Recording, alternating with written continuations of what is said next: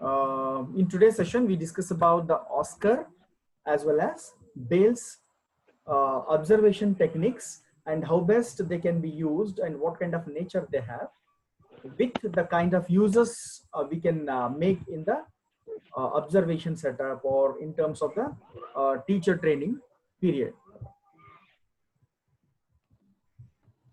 Yes, the Oscar is nothing but observation, schedule and record. It is the full form of Oscar, observation, schedule and record ಅಂತ ಹೇಳ್ತೀವಿ. So this observation, schedule and record has been developed by Medley and Mitchell in the year 1963. Medley and Mitchell in the year 1963.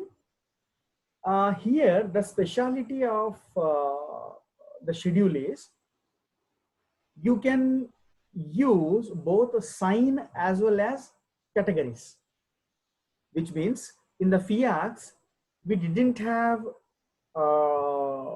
the sign elements to be observed and to be recorded. Only verbal components were there to observe. But in this schedule, we can use both the sign as well as the categories. It is also comprised of a specific checklist where you can put the tick mark. ಒಂದು check list ಅನ್ನ ಕೊಟ್ಟಿರ್ತಾರೆ, ಅದರಲ್ಲಿ ಆ check list ಅಲ್ಲಿ ನೀವು ಈ sign ಮತ್ತು ಕ್ಯಾಟಗರಿಗಳ ಆಧಾರದ ಮೇಲೆ ಚೆಕ್ ಅನ್ನ ಮಾಡ್ತಾ ಮಾಡ್ತಾ ಟಿಕ್ ಮಾರ್ಕ್ ಗಳನ್ನ ಹಾಕ್ತಾ ಹೋಗಬಹುದು. So that is the speciality of this when we compare it with the FIACs. And Oscar is observation schedule and record. That's what the name term is. And here a specifically designed card or sheet is given to you. ಒಂದು specifically design ಮಾಡಿರುವಂತಹ ಒಂದು observation schedule ಅಂತ ನೀವೇನ್ ಹೇಳ್ತೀರೋ, we can call it as a card or a sheet which contains the list of taxonomy of behaviors, which means certain behaviors are listed and those behaviors are given in the form of a sheet, and an observer has to sit and observe the behavior of the group of classroom and put the tick mark. So ಅಲ್ಲಿ ನೀವು ಇದರಲ್ಲಿ scores ನ ಹಾಕ್ತಾ ಇದ್ರಿ FIACs ಅಲ್ಲಿ, ಇಲ್ಲಿ ನಿಮಗೆ sheet ಕೊಡ್ತಾರೆ, ಇಲ್ಲಿ ಟಿಕ್ ಮಾರ್ಕ್ ಗಳನ್ನ ಹಾಕಬೇಕು. ಇಲ್ಲಿ you will be having an opportunity to record the things also. ಇಲ್ಲಿ ನೀವು ರೆಕಾರ್ಡಿಂಗ್ ಮುಖಾಂತರನೂ ಅದನ್ನ ಪಡ್ಕೊಂಡು ಆಮೇಲೆ ನೀವು ಟಿಕ್ ಮಾರ್ಕ್ ಅನ್ನ ಹಾಕೊಳ್ಳೋದಕ್ಕೆ ಸಾಧ್ಯತೆ ಇದೆ. ಅಂಡ್ ಇನ್ನೊಂದು ವಿಶೇಷತೆ ಏನು ಅಂತಂದ್ರೆ, ಈಗ ಸ್ಪೆಸಿಫಿಕ್ ಆಗಿ ನೀವು ಏನ್ ಅಬ್ಸರ್ವ್ ಮಾಡ್ತೀರೋ ಅದನ್ನ ಡಿಸ್ಕ್ರಿಮಿನೇಟ್ ಮಾಡೋದು ಬಹಳ important, which means again it is also having 3 sets of categories. ಅಲ್ಲಿ 10 categories ಇದ್ವು, ಇಲ್ಲಿ 3 sets of categories ಬರ್ತವೆ. ಯಾವ ಕಾಂಪೋನೆಂಟು ಅಥವಾ ಯಾವ ಬಿಹೇವಿಯರು ಯಾವ ಕ್ಯಾಟಗರಿಯಲ್ಲಿ ಇದೆ ಅಂತ ಡಿಸ್ಕ್ರಿಮಿನೇಷನ್ ಮಾಡುವಂಥದ್ದು ಬಹಳ ಮುಖ್ಯ ಆಗುತ್ತೆ. ಅದಕ್ಕೆ observer must have proper training. As we expect in FIACs, the same thing is expected in Oscar also.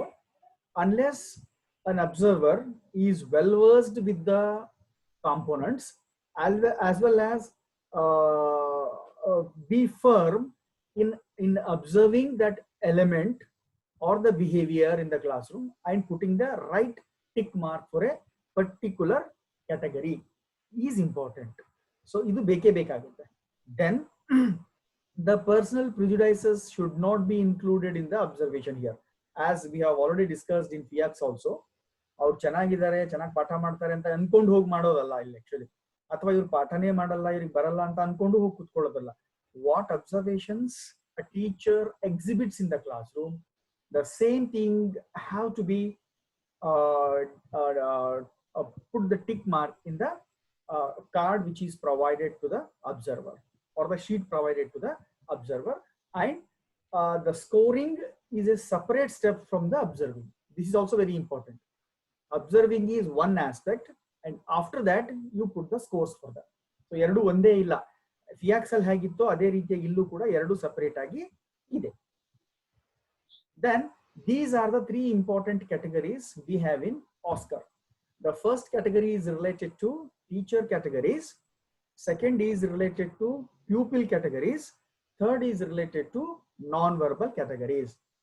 ಅಲ್ಲಿ verbal ಮಾತ್ರ ಇತ್ತು, ನಾನ್ ವರ್ಬಲ್ ಇಲ್ಲ ಅಂತ ಹೇಳಿದ್ದೆ.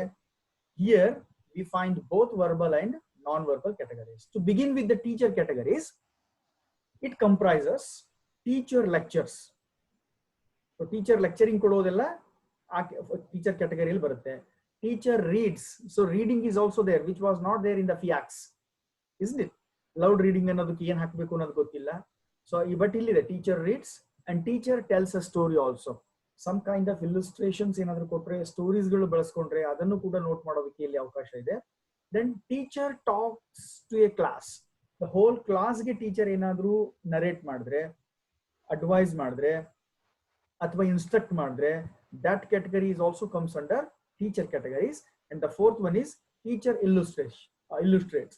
So illustration in relation to the particular content, concept, or in relation to any aspect of the teaching learning process can be considered in the category first, that is teacher categories. Got the idea? Fine. Then second category is related to pupil categories. ವಿದ್ಯಾರ್ಥಿಗಳಿಗೆ ಸಂಬಂಧಪಟ್ಟಿರುವಂತಹ ಕ್ಯಾಟಗರಿಗಳು. ಇಲ್ಲೇನಾಗುತ್ತೆ, the pupil talks to a group. So ಅಲ್ಲಿ FIACs ಅಲ್ಲಿ ಒಂದು limitation ತರದಲ್ಲಿ ಹಾಕಿದೀವಿ ನಾವು. Actually pupil ಇಡೀ group ಗೆ ಮಾತಾಡಿದ್ರೆ ನೀವು ಯಾವ್ದ್ರಲ್ಲಿ ಹಾಕ್ತೀರಾ ಅಂತ. But here specifically it has been given as one of the important component, sub component in the pupil categories. Pupil talks to a group. And second sub category is pupil reads aloud. ವಿದ್ಯಾರ್ಥಿಗಳು ಜೋರಾಗಿ ಓದುವಂತದ್ದು ಇದೆಯಲ್ಲ, ಅಥವಾ ಮಾದರಿ ಓದು ಅಂತ ನಾವೇನು language ಅಲ್ಲಿ ಕೊಡ್ತೀವಿ, language we give loud reading, so that can also be considered here. Pupil sings or plays instrument. Even the co-curricular aspects ಗಳು ಏನಾದರೂ ಇದ್ರೆ ಅಲ್ಲಿ ಯಾವುದೋ ಒಂದು ಹಾಡಿನ ಮುಖಾಂತರ ವಿದ್ಯಾರ್ಥಿ ಹೇಳಕ್ ಬಂದ್ರೆ ಅಥವಾ ಏನು ಇನ್ಸ್ಟ್ರೂಮೆಂಟ್ ಮಾಡಿ ತೋರಿಸಿದ್ರೆ, so that aspect is also included here. And pupil plays games. Sometimes teacher may ask the students to play the games also, which may relate to the concept which you are teaching. So that aspect is also included here. And pupil scuffles means fighting, ಏನೋ ಒಂಚೂರು ಗದ್ದಲ ಮಾಡುವಂಥದ್ದು, ಒಬ್ಬರೊಬ್ಬರನ್ನ ಹಿಡಿದು ಎಳೆಯುವಂಥದ್ದು, ಏನೋ ಒಂಥರ ತರಲೆ ಮಾಡುವಂತ ಅವಕಾಶಗಳು ಇರ್ತವೆ. ಸೊ ಅಂತಹದ್ದೇನಾದ್ರೂ ಮಾಡಿದ್ರು ಕೂಡ ಇಲ್ಲಿ ಅದಕ್ಕೂ ಕೂಡ ಆ ಬಿಹೇವಿಯರ್ ಅನ್ನು ಆಡ್ ಮಾಡೋದಕ್ಕೆ, ನೋಟ್ ಮಾಡೋದಕ್ಕೆ, ಅಬ್ಸರ್ವ್ ಮಾಡೋದಕ್ಕೆ ಅವಕಾಶ ಕೊಟ್ಟಿದ್ದಾರೆ. ದೆನ್ ಪ್ಯೂಪಿಲ್ ವಿಸ್ಪರ್ಸ್, ಯಾರೋ ಇಬ್ರು ಕುತ್ಕೊಂಡು ನಿಧಾನಕ್ಕೆ ಮಾತಾಡ್ತಿರ್ತಾರೆ ಕೇಳಲಾರ್ದಂಗೆ ಕ್ಲಾಸ್ ರೂಮ್ ಅಲ್ಲಿ. FIACs ಅಲ್ಲಿ ಎಲಿಮೆಂಟ್ಸ್ ಗಳು ಇರ್ಲಿಲ್ಲ, ಬಟ್ ಇಲ್ಲಿ ಅದಕ್ಕೂ ಕೂಡ ಅವಕಾಶ ಇದೆ.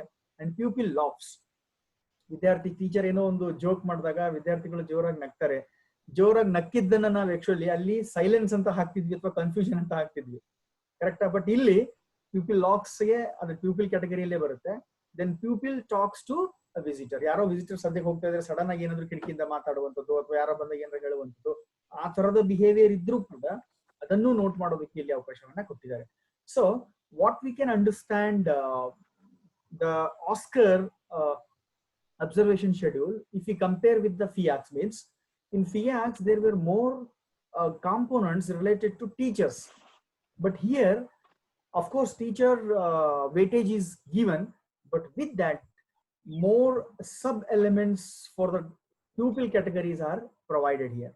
ವಿದ್ಯಾರ್ಥಿಗಳು ಯಾವುದೇ ರೀತಿಯಾಗಿರ್ತಕ್ಕಂತಹ ಏನೇ ಕಾರ್ಯ ಮಾಡಿದ್ರು ಕೂಡ ಇಲ್ಲಿ ನೋಟ್ ಮಾಡ್ಕೊಳ್ಳೋದಕ್ಕೆ ಹೆಚ್ಚಿಗೆ ಅವಕಾಶವನ್ನ ಕೊಟ್ಟಿದ್ದಾರೆ. So that is a speciality when we compare with the FIACs. Then third important category is which is non-verbal. ಇಲ್ಲಿ ಯಾವುದೇ ಮಾತು ಇರಲ್ಲ. ನಾವು ಅಲ್ಲಿ ಮೌನ ಅಂತ ಏನ್ ಹೇಳ್ತೀವಿ, ಶಾಂತತೆ, ನಿಶಬ್ದತೆ ಅಂತ ಏನ್ ಹೇಳ್ತಿದ್ವಿ, ಇಲ್ಲವೆಲ್ಲವುಗಳನ್ನ ನೋಟ್ ಮಾಡ್ಕೊಳ್ಳೋದಕ್ಕೆ ಅವಕಾಶ ಇದೆ. If a teacher is using blackboard, yes, there is special category, there is non-verbal category. Then use of slides or the film, ಯಾವುದೋ ಸ್ಲೈಡ್ಸ್ ಗಳನ್ನ ಬಳಸ್ತಾ ಇದಾರೆ, ಏನೋ ಮೂವಿ ತೋರಿಸ್ತಾ ಇದಾರೆ ಅಥವಾ ಯಾವುದೋ ಒಂದು ಇಮೇಜ್ ತೋರಿಸ್ತಾ ಇದಾರೆ, ಸ್ಟಾಟಿಸ್ಟಿಕ್ಸ್ ಅನ್ನ ತೋರಿಸ್ತಾ ಇದಾರೆ ಅಂತ ಅಂದ್ರೆ, yes, we can put it in the non-verbal category. And even some special teaching aids, ಯಾವ್ದಾರ ಒಂದು ವಿಶೇಷ ಟೀಚಿಂಗ್ ಏಡ್ಸ್ ಅನ್ನ ಏನೋ ತೋರಿಸ್ತಾ ಇದ್ದಾರೆ ಅಂತಂದ್ರೆ ಆ ತರದ ಎಲ್ಲ ಎಲಿಮೆಂಟ್ಸ್ ಗಳನ್ನ ನಾನ್ ವರ್ಬಲ್ ಕ್ಯಾಟಗರಿಗಳಲ್ಲಿ ಆಡ್ ಮಾಡೋದಕ್ಕೆ ಮತ್ತು ಅಬ್ಸರ್ವ್ ಮಾಡೋದಕ್ಕೆ ನಮಗೆ ಇಲ್ಲಿ ಸಾಧ್ಯತೆ ಇದೆ. So this is how the categories have been defined in 3 sets: teacher categories, pupil categories, non-verbal categories. Okay, and once you observe in the classroom, yes, you can bring that scores outside and put it in the different manner, and you can say what categories are related to exhibited or which have been explained or which have been handled in the class room ಅನ್ನುವಂಥದ್ದು ನಾವು ನೋಡ್ತಾ ಹೋಗ್ತೀವಿ. Okay, so this kind of A schedule, what we can say, isn't it? And we can go for another one, that is bales. So we have understood the FIACs in compare, and we have compared the FIACs with the OSCAR, which comes under 3 set of categories, and the next one is bales. Okay, interaction schedule anta helತೀವಿ. Third one, then Bale yaru antandre, the complete name of Bale is Robert Fried Bales, who was a professor of sociology, or you can say social relations, and a director of laboratory of social relations and at the University of Harvard. So iವರು Harvard ಅಲ್ಲಿ ಇದ್ದು ಕೆಲಸ ಮಾಡಿದಂತವರು, and he has worked a lot on the social relations, ಸಾಮಾಜಿಕ ಸಂಬಂಧಗಳು ಹೇಗಿರ್ತವೆ ಅನ್ನೋದನ್ನ ತುಂಬಾ ವಿವರವಾಗಿ ಅಧ್ಯಯನವನ್ನ ಮಾಡಿದ್ದಾರೆ. And his work was more influenced by the work of Kurt Lewin. Kurt Lewin ಬಗ್ಗೆ ನೀವು ಕಲಿತೀರಲ್ವಾ ಸೈಕಾಲಜಿಯಲ್ಲಿ. ಸೊ ಅವರ ಸಿದ್ಧಾಂತದ ಆಧಾರದ ಮೇಲೆ ತುಂಬಾ ಪ್ರಭಾವವನ್ನ ಬೀರಿ ಇವರು ಹೆಚ್ಚಿಗೆ ಕೆಲಸವನ್ನ ಮಾಡಿರುವಂತದ್ದು. ಇದರ ಮುಖ್ಯ ಉದ್ದೇಶ ಏನಾಗಿತ್ತು ಅಂತಂದ್ರೆ, understanding the groups in terms of the interactions. ಪ್ರತಿಯೊಂದು ಗುಂಪಲ್ಲೂ ಕೂಡ ಒಂದಿಷ್ಟು ಇಂಟ್ರಾಕ್ಷನ್ ನಡೀತಾ ಇರುತ್ತೆ. ಆ ಇಂಟ್ರಾಕ್ಷನ್ ಅರ್ಥ ಮಾಡ್ಕೊಂಡು ಪ್ರಾಬ್ಲಮ್ ಅನ್ನ ಹೇಗೆ ಸಾಲ್ವ್ ಮಾಡಬೇಕು ಅಥವಾ ಮಾಡೋಕ್ ಸಾಧ್ಯತೆ ಇದೆ ಅನ್ನೋದನ್ನ ಹೆಚ್ಚಾಗಿ ವಿವರಣೆಯನ್ನ ಇವರು ನೀಡಿದ್ರು ಮತ್ತು ಅಧ್ಯಯನವನ್ನ ಮಾಡಿದ್ದಾರೆ. So he has given a set of categories, as we have seen the set of categories in FIACs, we have seen the set of categories in OSCAR also. The same kind of means some set of categories we find in Bales also, which is meant for small group interaction, not large group interactions. ಸಣ್ಣ ಒಂದು ಗುಂಪುಗಳನ್ನ ಅಧ್ಯಯನ ಮಾಡೋದಕ್ಕೆ, ಅವರ ವರ್ತನೆಗಳು ಹೇಗಿರ್ತವೆ ಅಂತ ಅಧ್ಯಯನ ಮಾಡೋದಕ್ಕೆ ರಾಬರ್ಟ್ ಎಫ್ ಬೇಲ್ಸ್ ಅವರು ಕಂಡುಹಿಡಿದಿರುವಂತಹ ಒಂದು ವಿಧಾನ ಅಂತ ಹೇಳ್ಬೋದು, ಅಥವಾ ಒಂದು ಅಬ್ಸರ್ವೇಷನ್ ಶೆಡ್ಯೂಲ್ ಅಂತ ನಾವು ಹೇಳ್ಬೋದು. ಇಲ್ಲಿ ವಿಶೇಷವಾಗಿ ಏನನ್ನ ಅಧ್ಯಯನ ಮಾಡ್ತೀವಿ ಅಂತಂದ್ರೆ, ಇಂಡಿವಿಜುವಲ್ ಬಿಹೇವಿಯರ್ಸ್ ಗಳನ್ನ ನಾವು ಸೋಷಿಯಲ್ ಅಂಡ್ ಸೈಕಾಲಜಿಕಲ್ ಸೆಟ್ಟಿಂಗ್ಸ್ ಅಲ್ಲಿ ಹೇಗಿರ್ತವೆ ಅಂತ ಅಧ್ಯಯನ ಮಾಡ್ತೀವಿ. ಅಂದ್ರೆ ಈಗ ಟೀಚರ್ನ ಬಿಹೇವಿಯರ್ ಕೂಡ ನೀವು ಸೋಷಿಯಲ್ ಸೆಟ್ಟಿಂಗ್ ಅಲ್ಲಿ ತಗೊಂಡ್ರೆ, ಕ್ಲಾಸ್ ರೂಮ್ ಅಲ್ಲಿ ತಗೊಂಡ್ರೆ ಸೋಷಿಯಲಿ ಹೆಂಗ್ ಬಿಹೇವ್ ಮಾಡ್ತಾರೆ ಟೀಚರು ಮತ್ತು ಸೈಕಾಲಜಿಕಲಿ ಹೆಂಗ್ ಬಿಹೇವ್ ಮಾಡ್ತಾರೆ ಅನ್ನೋದು ಅಧ್ಯಯನ ಮಾಡೋದಕ್ಕೂ ಯೂಸ್ ಆಗುತ್ತೆ. ಅಥವಾ ಒಂದು ಸಣ್ಣ ಗುಂಪಿನಲ್ಲಿ ನೀವೇನಾದ್ರೂ ಡಿಸ್ಕಷನ್ ಮಾಡ್ತಾ ಇದ್ರೆ ಅಲ್ಲೂ ಕೂಡ ಪ್ರತಿಯೊಬ್ಬ ಪಾರ್ಟಿಸಿಪೆಂಟು ಹೇಗೆ ಬಿಹೇವ್ ಮಾಡ್ತಾನೆ, ಇಡೀ ಗುಂಪಿನ ಜನರ ಜೊತೆ ಹೇಗೆ ಬಿಹೇವ್ ಮಾಡ್ತಾನೆ, ಆ ಬಿಹೇವಿಯರ್ಸ್ ಗಳನ್ನ ಅಧ್ಯಯನ ಮಾಡೋದಕ್ಕೆ this interaction analysis is very ideal ಅಂತ ಹೇಳ್ತಾರೆ. ಅಂಡ್ ಹಿಯರ್ ಆಲ್ಸೋ ನೀವು ಅಬ್ಸರ್ವೇಷನ್ ಮಾಡ್ತಾ ಇರ್ಬೇಕಾದ್ರೆ you can observe and later you can codify. Observation direct ಆಗೂ ಮಾಡ್ಬೋದು, ರೆಕಾರ್ಡೆಡ್ ಫಾರ್ಮ್ ಅಲ್ಲೂ ಮಾಡ್ಬೋದು. Then afterwards you can codify those things ಅಂತ ಹೇಳ್ತಾರೆ. ದೆನ್ ನಾರ್ಮಲಿ ನಾವು ಹೇಗೆ ಅದನ್ನ ಕೋಡ್ ಮಾಡ್ತೇವೆ ಅಂತಂದ್ರೆ, ಅಥವಾ ಹೇಗೆ ಅಬ್ಸರ್ವ್ ಮಾಡೋದಕ್ಕೆ ನಮಗೆ ಸಪೋರ್ಟಿವ್ ಆಗಿರುವಂತಹ ಕಾಂಪೋನೆಂಟ್ಸ್ ಗಳಿವೆ ಅಂದ್ರೆ, ಫಿಯಾಕ್ಸ್ ಅಲ್ಲಿ 10 ಕಾಂಪೋನೆಂಟ್ಸ್ ಗಳು ನಮಗಿತ್ತು, 3 ಕ್ಯಾಟಗರೀಸ್ ಗಳಿತ್ತು. ಇಲ್ಲಿಯೂ ಕೂಡ ಆಸ್ಕರ್ ಅಲ್ಲೂ ಕೂಡ 3 ಕ್ಯಾಟಗರೀಸ್ ಗಳಿದ್ವು. ಸೊ ಇಲ್ಲಿ ಬೇಲ್ಸ್ ಅಲ್ಲಿ ನಿಮಗೆ 12 ಕ್ಯಾಟಗರೀಸ್ ಗಳು ಸಿಗ್ತವೆ. We will be having 12 categories and they are all systematically arranged. So based on those categories, we can easily assess and understand the behaviors of members of the group in general, and as well as we can understand the behaviors of teachers in particular in the classroom setting. So just go through this picture, which comprises 9 different sets of components. So based on that, we will understand how this has been classified also. Okay, so if you come from the left side, which is A, isn't it? So A is related to socio-emotional area. ಒಬ್ಬ ವ್ಯಕ್ತಿಯ social ಮತ್ತು emotional ಏರಿಯಾದಲ್ಲಿ ಎಷ್ಟು strong ಆಗಿದ್ದಾನೆ, ಹೇಗಿದ್ದಾನೆ ಅಂತ assess ಮಾಡೋದಕ್ಕೆ this area will help us.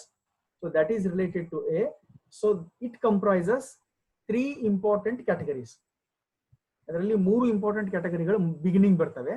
ಅವು ಯಾವುದು ಅಂತಂದ್ರೆ, shows solidarity, raises other status, gives help, reward.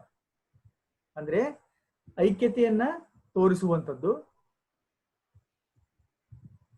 ಬೇರೆಯವರ ಸ್ಟೇಟಸ್ ನ ಎತ್ತಿ ಹಿಡಿಯುವಂಥದ್ದು ಅಂದ್ರೆ ಪಾಸಿಟಿವ್ ಆಗಿ ಅಂತ, ಮತ್ತು ಬೇರೆಯವರಿಗೆ ಸಹಾಯವನ್ನ ನೀಡುವಂಥದ್ದು, ಜೊತೆಗೆ ರಿವಾರ್ಡ್ ಗಳನ್ನ ಕೊಡುವಂಥದ್ದು.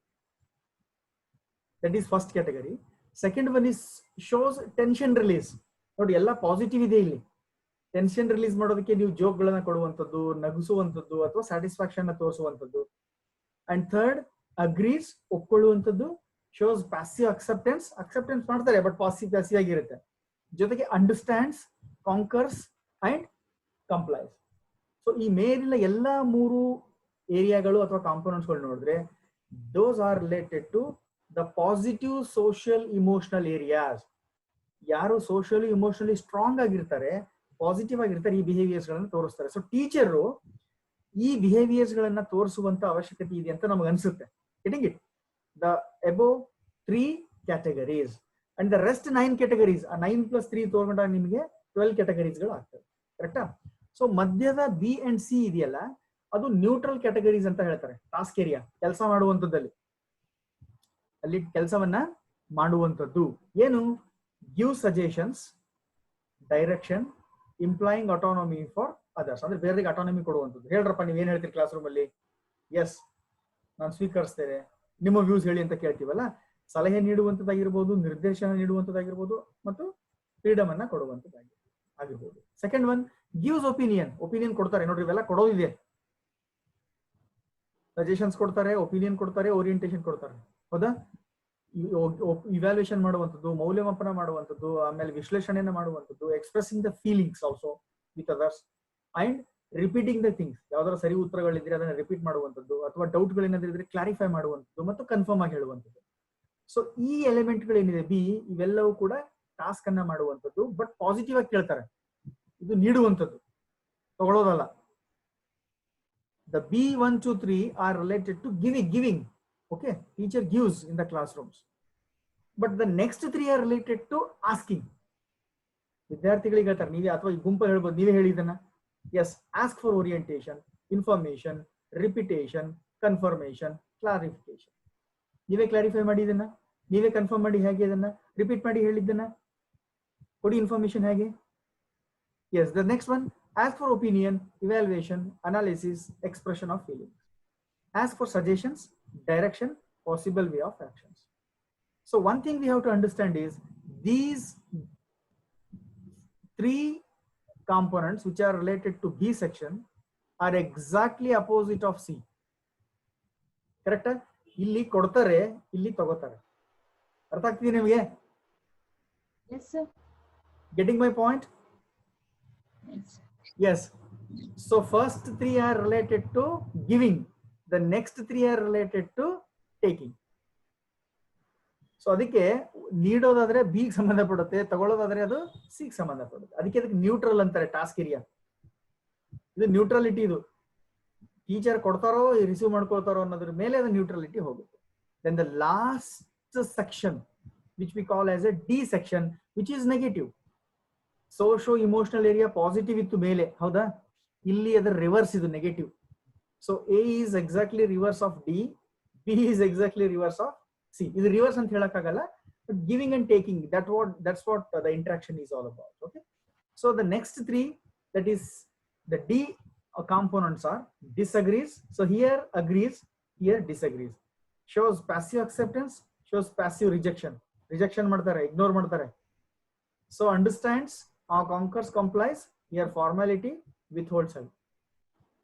So next, ಇಲ್ಲಿ shows tension release ಮಾಡ್ತಿದ್ರು, ಇಲ್ಲಿ shows tension ತೋರಿಸುವಂಥದ್ದು.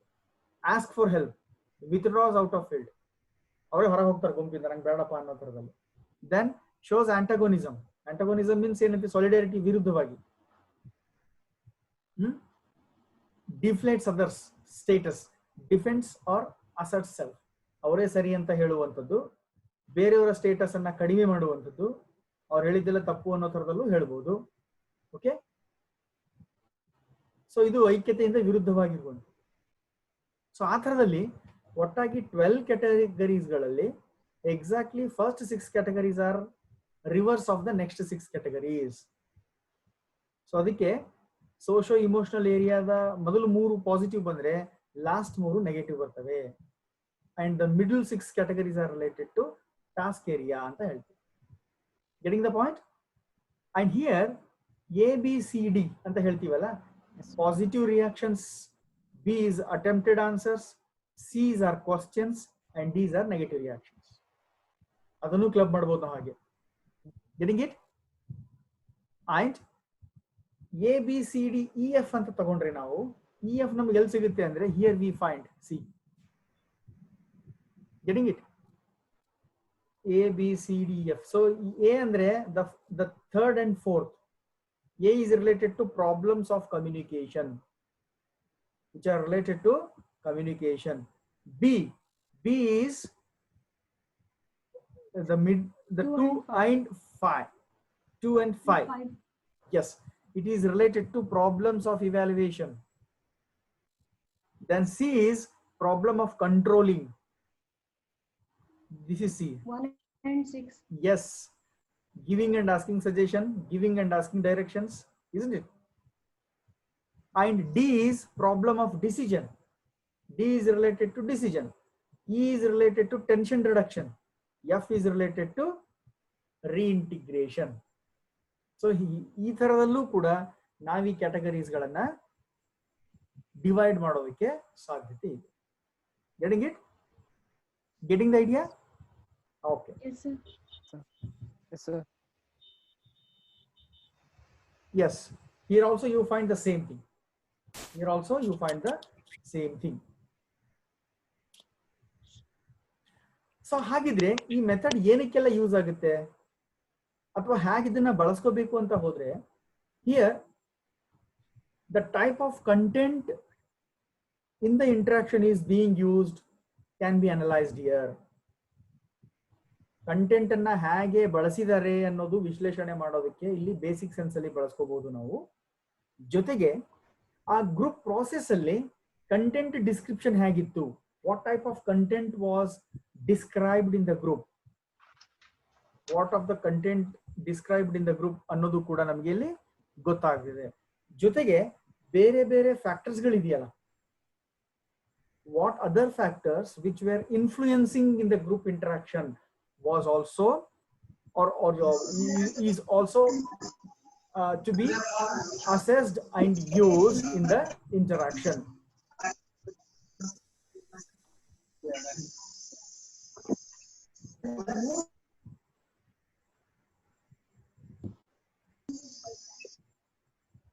ಸ್ವಲ್ಪ ಡಿಸ್ಟರ್ಬೆನ್ಸ್ ಬರ್ತಾ ಇದೆ. ಓಕೆ, ಮ್ಯೂಟ್ ಮಾಡ್ಕೊಳ್ಳಿ ನೀವು. Okay. So that is important factor when we compare this observation schedule with the other two. And ಈ 12 numbers ಗಳಲ್ಲಿ ನೀವು ಸೀಕ್ವೆನ್ಸ್ ಆಗಿ ಸ್ಕೋರ್ಸ್ ಗಳನ್ನ ಹಾಕ್ತಾ ಬರಬಹುದು. But it should start with 6 and 7 ಅಂತ ಹೇಳ್ತಾರೆ. 6 ಮತ್ತು 7ರಿಂದ ಡೌನ್ವರ್ಡ್ ಆಗಿ ನೀವು ಸ್ಕೋರ್ಸ್ ಗಳನ್ನ ಹಾಕ್ತಾ ಬರಬಹುದು. And the very important thing of this observation schedule is here what behaviors and acts have been shown in the small group, that too face to face. That is very important. Face to face ಅಲ್ಲಿ small group ಅಲ್ಲಿ ಹೇಗೆ behaviour ಗಳನ್ನ ತೋರಿಸಿದ್ದಾರೆ, ಪ್ರತಿಯೊಬ್ಬ ವ್ಯಕ್ತಿಗೂ important ಇರುತ್ತೆ ಇಲ್ಲಿ. So ಆ ತೋರಿಸಿದ್ದಾರೆ ಅನ್ನೋದ್ರ ಮೇಲೆ ನಾವು ಅವರ ಬಿಹೇವಿಯರ್ಸ್ ಗಳನ್ನ ಅನಲೈಸ್ ಮಾಡೋದಕ್ಕೆ ಸಾಧ್ಯತೆ ಇದೆ. So that is the speciality of this.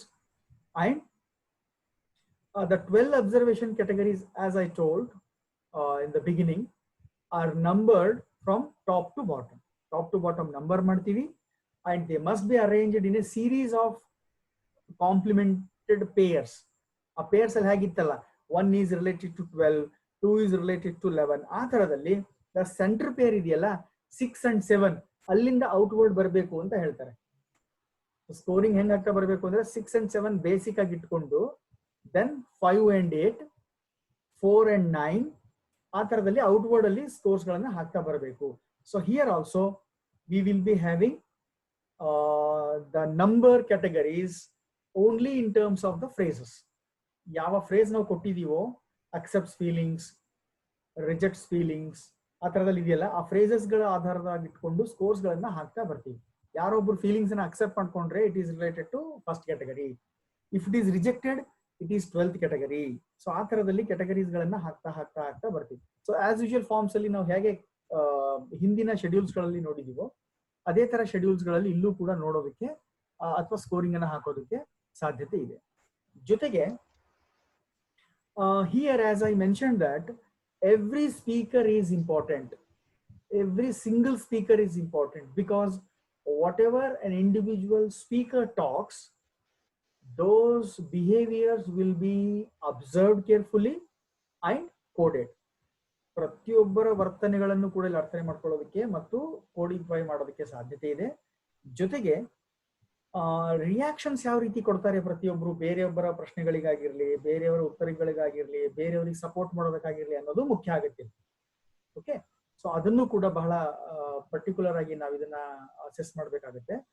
ಜೊತೆಗೆ ಈ ಸೀರೀಸ್ ಗಳನ್ನ ಅಥವಾ ಈ ಗ್ರೂಪ್ಸ್ ಗಳನ್ನ ನಾವು ಹೇಗೆ ಬಳಸ್ಕೊಳ್ಳೋಕೆ ಸಾಧ್ಯತೆ ಇದೆ ಅಂದ್ರೆ, ನಾನು ನಿಮಗೆ ಆಗ್ಲೇ ಹೇಳಿದೆ, ಪ್ರಾಬ್ಲಮ್ ಗಳನ್ನ ಸಾಲ್ವ್ ಮಾಡೋದಕ್ಕೆ ಬಹಳ ಸೂಕ್ತವಾಗಿರುವಂತಹ ಒಂದು ಅಬ್ಸರ್ವೇಷನ್ ಇದು ಅಂತ. ಅಂದ್ರೆ ಗ್ರೂಪ್ಸ್ ಅಲ್ಲಿ ಏನಾದ್ರು ಪ್ರಾಬ್ಲಮ್ಸ್ ಉಂಟಾದ್ರೆ ಅದನ್ನ ಹ್ಯಾಕ್ ಸಾಲ್ವ್ ಮಾಡಬೇಕು, ಅಥವಾ ಗ್ರೂಪ್ಸ್ ಗಳಲ್ಲಿ ಇರುವಂತಹ ದ್ವಂದ್ವಗಳು ಏನಾದ್ರೂ ಇದ್ರೆ ಅದನ್ನ ಹ್ಯಾಕ್ ಸಾಲ್ವ್ ಮಾಡಬೇಕು ಅನ್ನೋದಕ್ಕೆ ಹೇಳೋದಕ್ಕೆ ಬಹಳ ಹೆಲ್ಪ್ ಆಗುತ್ತೆ ಇದು. ಸೊ ಹಾಗಾಗಿ ಯಾವ್ಯಾವ ತರದ ಗ್ರೂಪ್ಸ್ ಗಳಲ್ಲಿ ಅಥವಾ ಸಿಚುವೇಶನ್ಸ್ ಗಳಲ್ಲಿ ಇವುಗಳನ್ನ ಬಳಸಬಹುದು ಅಂದ್ರೆ, and normally we use these kinds of observation schedules for discussion groups. ಯಾವ್ದಾದ್ರು ಒಂದು ಇಶ್ಯೂನ ನೀವು ಡಿಸ್ಕಸ್ ಮಾಡೋದಕ್ಕೆ ಕೊಟ್ಟಿದ್ರೆ ಆ ಡಿಸ್ಕಷನ್ ಗ್ರೂಪ್ ಅಲ್ಲಿ ಏನೆಲ್ಲ ನಡೀತಾ ಇದೆ, ಯಾರ್ಯಾರು ತಮ್ಮ ನಿಲುವುಗಳನ್ನ ಹೇಗೆ ವ್ಯಕ್ತಪಡಿಸ್ತಾ ಇದ್ದಾರೆ, ಹೇಗೆ ಜಸ್ಟಿಫೈ ಮಾಡ್ಕೋತಾ ಇದ್ದಾರೆ, ಬೇರೆಯವ್ರನ್ನ ಹೇಗೆ ಕ್ರಿಟಿಸೈಸ್ ಮಾಡ್ತಾ ಇದ್ದಾರೆ ಅಥವಾ ಕ್ರಿಟಿಸೈಸ್ ಮಾಡದೇನೆ ಹೇಗೆ ಸಪೋರ್ಟ್ ಮಾಡ್ತಾ ಇದ್ದಾರೆ, ಅದೆಲ್ಲವನ್ನ ಅರ್ಥ ಮಾಡ್ಕೊಳ್ಳೋದಕ್ಕೆ ನಾವು ಇದನ್ನ ಬಳಸಬಹುದು.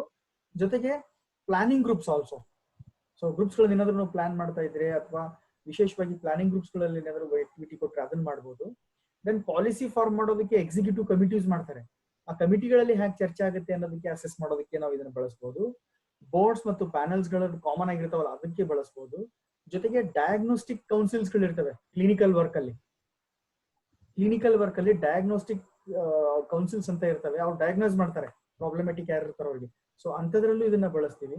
ಜೊತೆಗೆ ಸೆಮಿನಾರ್ಸ್ ಗಳಲ್ಲೂ ಇದನ್ನ ಬಳಸೋಕೆ ಸಾಧ್ಯತೆ ಇದೆ. ಪ್ರೆಸೆಂಟೇಷನ್ ಮಾಡೋರು ಹೇಗೆ ಪ್ರೆಸೆಂಟ್ ಮಾಡ್ತಾರೆ, ಅವರಿಗೆ ಪ್ರಶ್ನೆಗಳನ್ನ ಹ್ಯಾಕ್ ಕೇಳುವಂಥದ್ದು, ಪ್ರಶ್ನೆಗಳು ಕೇಳಿದಾಗ ಉತ್ತರಗಳನ್ನ ಹ್ಯಾಕ್ ಕೊಡ್ತಾರೆ ಪ್ರೆಸೆಂಟ್ ಮಾಡೋರು. ಜೊತೆಗೆ ಗುಂಪಲ್ಲಿ ಚರ್ಚೆಗಳು ಹೇಗೆ ಆಗ್ತವೆ. ಜೊತೆಗೆ ಕ್ಲಾಸ್ ರೂಮ್ ಗ್ರೂಪ್ಸ್ ಅಲ್ಲಿ ಅಂತ ಕ್ಲಾಸ್ ರೂಮ್ ಅಲ್ಲಿ ತಗೊಂಡಾಗ ಅಲ್ಲೂ ಕೂಡ ಗ್ರೂಪ್ಸ್ ಇರ್ತವೆ, ಅಲ್ಲಿ ಹೇಗೆ ಬಿಹೇವಿಯರ್ಸ್ ಗಳನ್ನ ಅಸೆಸ್ ಮಾಡೋಕೆ ಸಾಧ್ಯತೆ ಇದೆ ಅಲ್ಲಿ ನೋಡ್ಬೋದು. ಜೊತೆಗೆ teams, work groups and different kinds of problem solving groups in experimental social psychology and sociology. So sociology ಮತ್ತು ಸೈಕಾಲಜಿಯಲ್ಲಿ ವಿಶೇಷವಾಗಿ ಎಕ್ಸ್ಪೆರಿಮೆಂಟಲ್ ಪ್ರಾಬ್ಲಮ್ ಸಾಲ್ವಿಂಗ್ ಗ್ರೂಪ್ಸ್ ಅಂತ ಅಧ್ಯಯನ ಮಾಡ್ತಾರೆ. ಸೊ ಅಲ್ಲಿಯೂ ಕೂಡ ಬಿಹೇವಿಯರ್ಸ್ ಗಳು ಹೇಗಿವೆ ಅನ್ನೋದನ್ನ ಅಸೆಸ್ ಮಾಡೋದಕ್ಕೆ this schedule will be very useful. Okay, ಹಾಗಾಗಿ the scope of the Bales interaction analysis is not just related to teaching learning process, not just related to teaching in a classroom. It is beyond that. It can be used in a variety of contexts so that individuals behaviors can be assessed properly and individuals behaviors can be modified also. ಬರೀ assess ಮಾಡೋದು ಅಷ್ಟೇ ಅಲ್ಲ, ಅದನ್ನ ಮಾದರಿಯಾಗಿ ಹೇಗೆ ಬಳಸ್ಕೋಬೇಕು ಅಥವಾ change ಹೇಗೆ ಮಾಡ್ಕೋಬೇಕು ಅಂತ ಸಲಹೆಯನ್ನ ನೀಡೋದಕ್ಕೂ ಕೂಡ ಈ ತರದ ಶೆಡ್ಯೂಲ್ಸ್ ಗಳನ್ನ ಇಲ್ಲಿ ಬಳಸ್ಕೊಳ್ಳೋದಕ್ಕೆ ಸಾಧ್ಯತೆ ಇದೆ. ಸೊ ಎಜುಕೇಶನ್ ಅಲ್ಲೂ ಇದನ್ನ ಬಳಸ್ಕೊಳ್ಳೋದಕ್ಕೆ ಸಾಧ್ಯತೆ ಇದೆ, but it must be a small group. ದೊಡ್ಡ ಗುಂಪಿನಲ್ಲಿ ಇದು ಬಳಸೋದಕ್ಕೆ ಅಷ್ಟು ಆಗ್ಲಿಕ್ಕಿಲ್ಲ. ಯಾಕಂದ್ರೆ ಪ್ರತಿಯೊಬ್ಬರ ವರ್ತನೆಗಳನ್ನ ನಾವು ಅಧ್ಯಯನ ಮಾಡ್ಬೇಕಾದ್ರೆ ನಮ್ಗೆ ಸಂಖ್ಯೆ ಕಡಿಮೆ ಇದ್ದಷ್ಟು ಬಹಳ ಸರಳವಾಗಿ ಪ್ರತಿಯೊಬ್ಬರ ಬಿಹೇವಿಯರ್ಸ್ ಗಳನ್ನ ಅಸೆಸ್ ಮಾಡೋದಕ್ಕೆ ಮತ್ತು ಅನಲೈಸ್ ಮಾಡೋದಕ್ಕೆ ಸಾಧ್ಯವಾಗುತ್ತೆ. So these are the two more observation schedules we have in education, which can be used effectively as a means to modify the behaviors of students and teachers even. So mostly these behaviors are concentrated on teachers only in the teaching learning process. The way we use in the training period is, unless we understand the behaviors of teachers properly, we cannot modify them. We cannot judge them as the positive behaviors and negative behaviors. So ಹಾಗಾಗಿ ಅದನ್ನ divide ಮಾಡ್ಕೊಂಡು positive behaviours ಗಳನ್ನ ಹೆಚ್ಚೆಚ್ಚಾಗಿ ಮಾಡೋದಕ್ಕೆ ನಾವು observations ಗಳನ್ನ ಮಾಡಿ ಸೂಕ್ತ ಸಲಹೆಗಳನ್ನ ನೀಡಬೇಕಾಗಿರುತ್ತೆ. So ಹಾಗಾಗಿ ಈ ಶೆಡ್ಯೂಲ್ಸ್ಗಳು ನಮಗೆ ಬಳಕೆ ಆಗ್ತವೆ ಅಂತ ಹೇಳ್ಬೋದು. getting it? So the first one is FIACS, second one is OSCAR, and third one is BAILS. So 3 observation ಶೆಡ್ಯೂಲ್ಗಳನ್ನ ಈಗ ನಾವು ಡಿಸ್ಕಷನ್ ಮಾಡಿದ್ದೀವಿ. ಈಗ ಇದಕ್ಕೆ ರಿಲೇಟೆಡ್ ಆಗಿರುವಂತಹ ಏನಾದರೂ ಮಾಹಿತಿ ಇದ್ರೆ ಅಥವಾ ನಿಮಗೆ ಏನಾದ್ರು ಡೌಟ್ಸ್ಗಳಿದ್ರೆ ಕೇಳ್ಬೋದು. ಇನ್ನು 2 ನಿಮಿಷ ಉಳ್ಕೊಂಡಿದೆ, ಅದಾದ್ಮೇಲೆ ಮತ್ತೆ ಬೇಕಿದ್ರೆ ಲಾಗಿನ್ ಆಗುವ. Yes, any question you have? ಏನಾದ್ರೂ ಇದ್ರೆ ಕೇಳಿ, ಇಲ್ಲ ಅಂದ್ರೆ ಇನ್ನೊಂದ್ಸರಿ. ಹಾ, ಎಸ್ ಸರ್, ಇಲ್ಲಿ ತುಂಬಾ ಚೆನ್ನಾಗಿದೆ ಸರ್ ಇದು ಟೆಕ್ನಿಕ್. ಬಟ್ ಈ ಎರಡರಲ್ಲೂ ನೋಡಿದಾಗ, ಬೇಲ್ಸ್ ಮತ್ತೆ ಆಸ್ಕರ್ ಎರಡರಲ್ಲೂ ನೋಡಿದಾಗ ಸರ್, ಕಂಟಿನ್ಯೂಸ್ ಅಟೆನ್ಷನ್ ಒಬ್ಬ ವ್ಯಕ್ತಿ ಪ್ರತಿಯೊಬ್ಬ ಇಂಡಿವಿಜುವಲ್ಗೂ ಕ್ಲಾಸ್ ರೂಮ್ ಅಲ್ಲಿ ಕೊಡಕ್ಕೆ ಕಷ್ಟ ಆಗುತ್ತಲ್ಲ sir? That is what it requires lot of training from observer's point of view. See, observation is not an easy task, isn't it? Observation requires lot of attention, lot of determination, and lot of understanding of those components first. ಆ ಎಲ್ಲ components ಗಳನ್ನ perfect ಆಗಿ ಅರ್ಥ ಮಾಡ್ಕೊಂಡಾಗ ಮಾತ್ರ ಯಾವ behaviour ಯಾವ ಕ್ಯಾಟಗರಿಗೆ ಸಂಬಂಧಪಡುತ್ತೆ ಅಂತ ಹಾಕೋಕ್ ಸಾಧ್ಯ. And it requires quickness also. an observer must be very quick. ಇನ್ನು ಯಾವ ಬಿಹೇವಿಯರ್ ಹೇಳ್ತಾ ಇದಾರೆ ಸಡನ್ ಆಗಿ ಅದನ್ನ within no time he has to record it. So ಹಾಗಾಗಿ ತುಂಬಾ ಲೆಥಾರ್ಜಿಕ್ ಆಗಿ ಮಾಡೋದಕ್ಕೆ ಸಾಧ್ಯವಾಗಲ್ಲ ಇದು. ಅಥವಾ ಸ್ಲೋ ಇದ್ರೆ ಕೂಡ you cannot observe all the behaviours of the participants. So it is very much required. It is very much required all those quickness and determination and understanding in depth of the components from a teacher's point of view, because teacher must concentrate on all the students. He should look into the whole group in the classroom. Sometimes he may find 30 students. Sometimes he or she may find 50 students in the classroom. So unless a teacher is good in observing, he cannot handle, he cannot manage well in the classroom ಅನ್ನುವಂಥದ್ದು ಕೂಡ ಒಂದು ಪ್ರಶ್ನೆ ಬರುತ್ತೆ. So ಹಾಗಾಗಿ ಟೀಚರ್ಗೆ quickness ಇರಬೇಕು ಅಂತ ಪಾಠ ಮಾಡೋದ್ರ ಜೊತೆಗೆ ಆ ಎಲ್ಲ ಕ್ವಿಕ್ನೆಸ್ ಕೂಡ ಬಹಳ ಇಂಪಾರ್ಟೆಂಟ್ ಬೇಕಾಗುತ್ತೆ. ಮತ್ತೊಂದು ಪ್ರಶ್ನೆ ಸರ್, ನಾವು 3 ಟೆಕ್ನಿಕಲ್ ಯಾವುದು ಬೆಸ್ಟ್ ಟೆಕ್ನಿಕ್ ಅಂತ ಹೇಳ್ಬೋದಾ sir? See, how can we say that? See, every technique